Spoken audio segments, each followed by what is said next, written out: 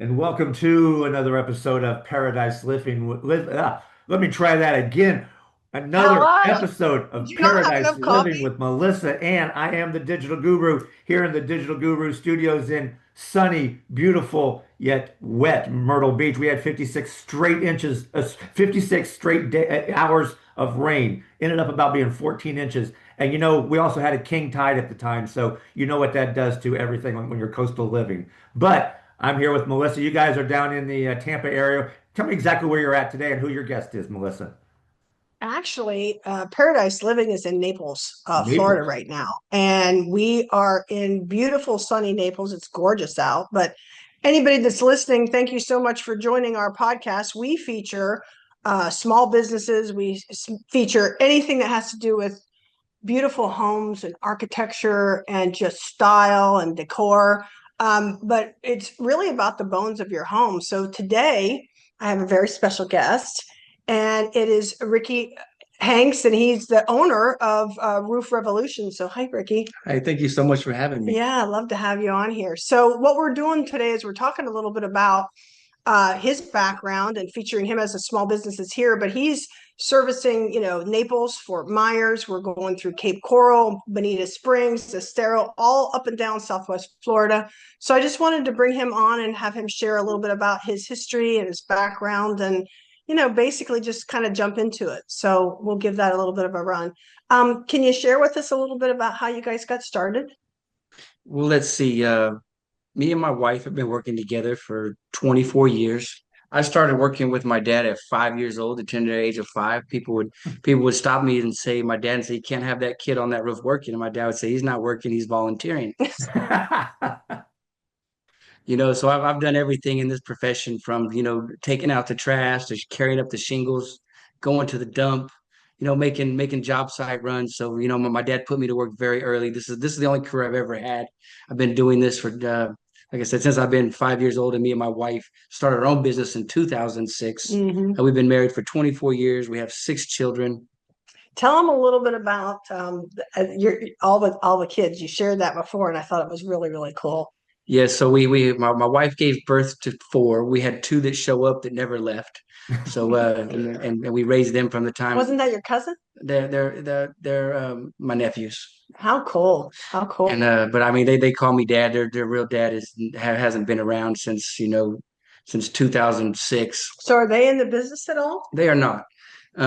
My second oldest son is in the Air Force, and my oldest son is a professional skateboarder. Wow! So, thank him for his service, will you, for Yes, us? I absolutely will. He's actually getting ready to go over to Tokyo, Japan, Wow! and he actually signed up. That's what he wanted to do. I was like, okay, all the way over in Japan, and Yeah. he's So, what's very. his role? What's his role in the service? He lays pipe, Cool. So, pipe layer. is he a plumber then, or no? No, he does his actual job is what is it called? It's a water and fuel system management system. But I just thought laying pipe sound better than you know uh, water and fuel system management.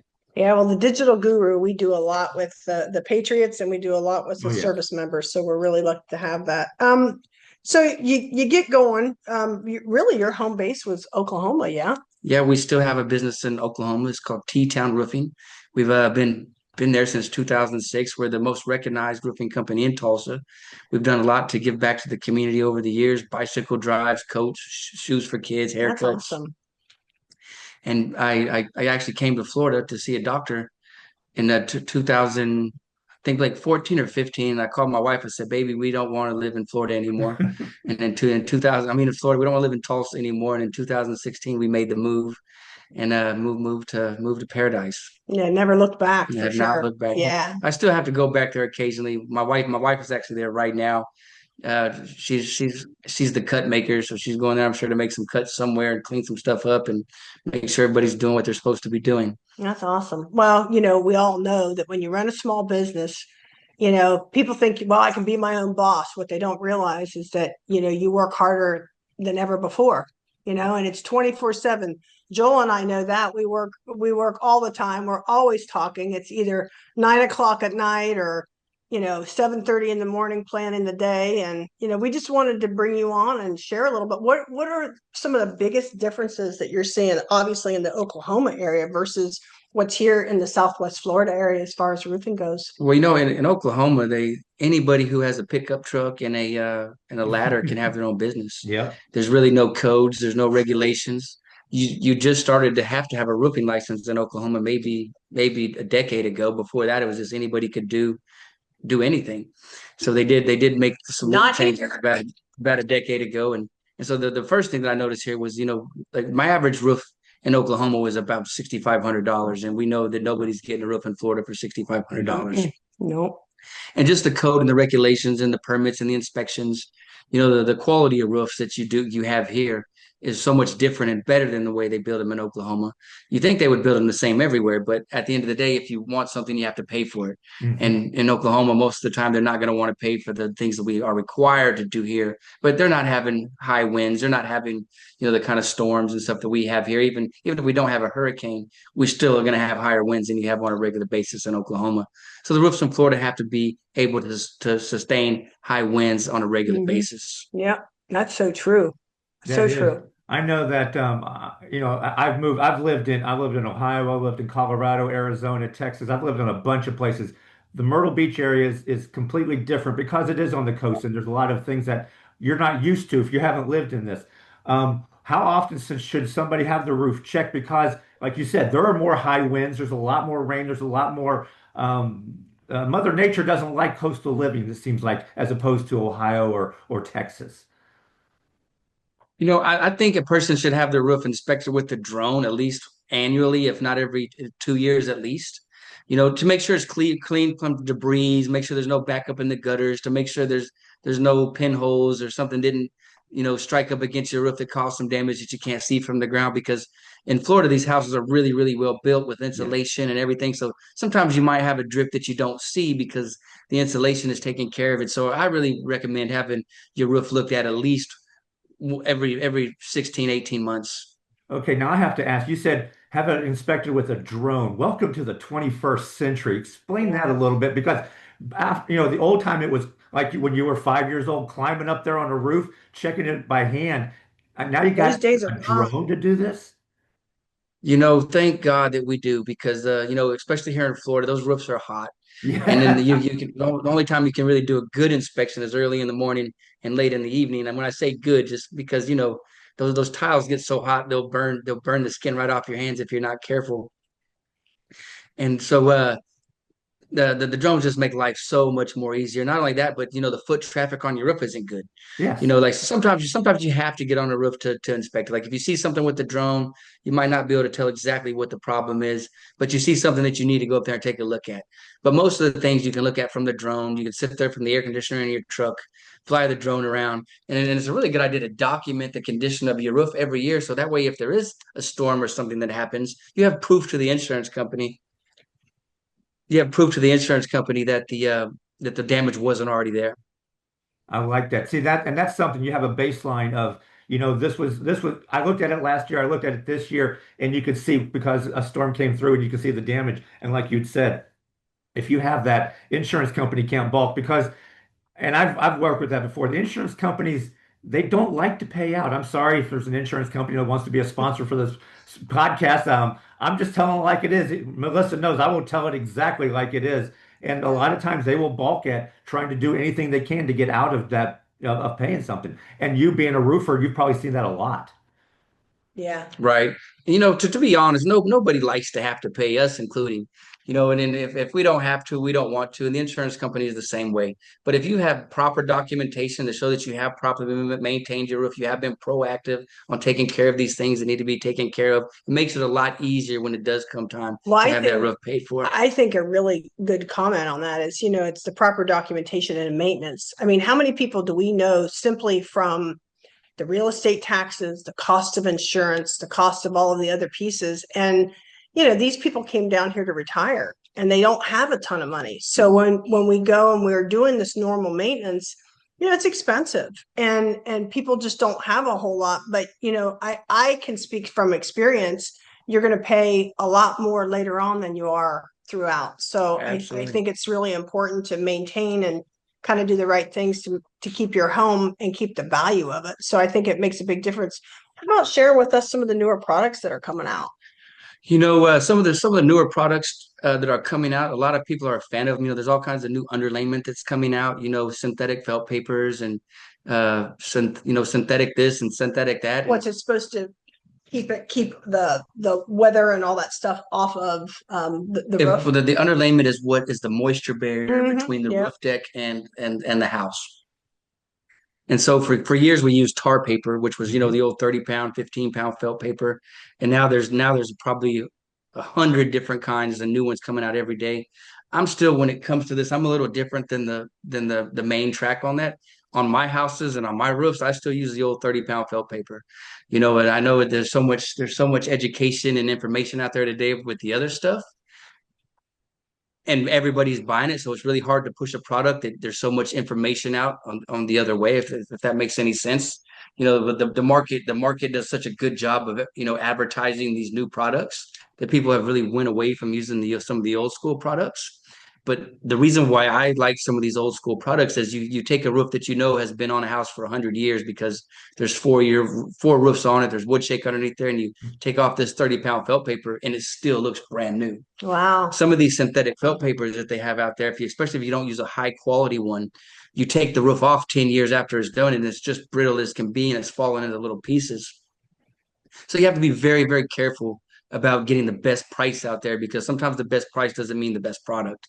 Some of these synthetic felt papers, you can do 1,000 square foot with one roll, versus these old felt papers. One roll takes care of about 100 square feet. So Ooh. that's the difference of having to take up one roll versus 10 rolls. And it weighs more. It's heavier. Each roll weighs more than. So if you say you take a roll of felt paper from the old school, it weighs 40 pounds and it covers 1 or 2 squares. You take the 10 square roll, it weighs 40 pounds and it covers 1,000 square feet. So Wow. you can make your own decision on what you think is better. I'm not going to try to beat the marketing out there with that says the synthetic stuff is the latest and greatest, and it still works, and it's easier to install, and it's less manpower, and there's lots of benefits and advantages to it. But there's also sometimes the new's not always better. Sometimes old school still works, and maybe I just been doing it too long that I'm just too set in my ways. And I'm looking at the material, and I'm looking how you can tear them, and I'm looking how one makes noise, and I'm just maybe just too set in my ways, like my grandpa was, or something like that. Yeah. Do you think the old school felt paper makes the roof last longer? I think that it doesn't. I don't know if it makes the roof last longer, but I know that the old school felt paper is just tried, true, and tested, and I haven't seen anything else last 100 years on a roof. Now keep in mind it's been covered up, so it is not exposed to the elements. And when I say something's been left 100 years, there's obviously other roofs that's been put on top of that. In Oklahoma, you used to be able to put 4 and 5 layers of roof on top of a roof, so you'd get to a roof job and you would Wow. have you'd have a roof on top of a roof on top of a roof, and you see Can that you baby. hear? You cannot do that here. Yeah, I didn't think. Well, most you could do here is just 2 layers. It'd be like an architectural dig you're finding now. Oh, this was done in 1960. This was done in 1948 kind of thing. That's kind of cool. Exactly. Something that I hadn't thought about, but you had mentioned, and it you kind of put, A plus B. If someone calls you when there's damage, that's too late, obviously. I mean, obviously we have to do that. But the maintenance ahead of time to sit there and do something yearly, and that way we can catch it before it gets a Right. complete roof overhaul. Is there some way that they can like, get come in every year and do something? And there's a kind of a maintenance program that you guys offer? We actually do free inspections every year. So if you call us and say, hey, our roof needs to be inspected, we'll come out, we'll take some drone shots for you. We'll put them in the drone bank for you. And then when there is a storm, you can call us out and say, hey, would you mind getting those pictures out of your bank for me? If they want the photos for their roof personally, then sometimes there is a charge for that, because of course my reason for doing this is when there is a storm, I want them to use me. I want them to say, hey, show my insurance company those photos. And so we Good come out, idea. document everything. But sometimes in those inspections, we find stuff that's very minimal charge to be fixed. Like, let's say you have a bunch of pine trees in your house, and all these pine needles have been gathering up in one corner of your valley that you can't see, and that water is going to start backing up, and because the water needs to get off the roof as fast as possible. Yes. anything that restricts the water flow is a potential problem.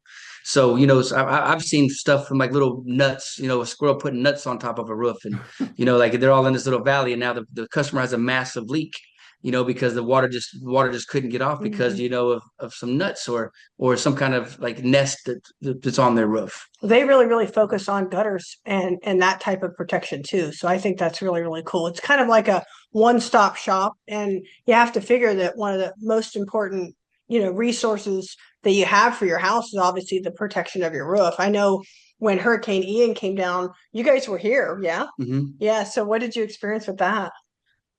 We live, about 10 miles off the coast. So we really we had the people that with the flooding and stuff like that. That the Hurricane Ian wasn't super bad of where we were. It was more up north. Yeah, they're about an hour down the road from us in Naples, and so Hurricane Ian, the eye hit, of course, in Cape Coral where I live. So that's Mhm. one of the most important factors in that particular area. But Fort Myers Beach and Cape Coral, we just got slammed.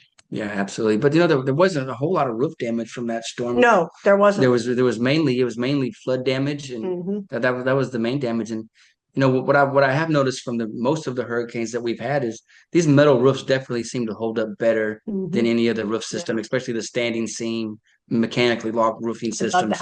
I'd love to have a metal roof, but You'd be surprised they're not much more than your architectural roof.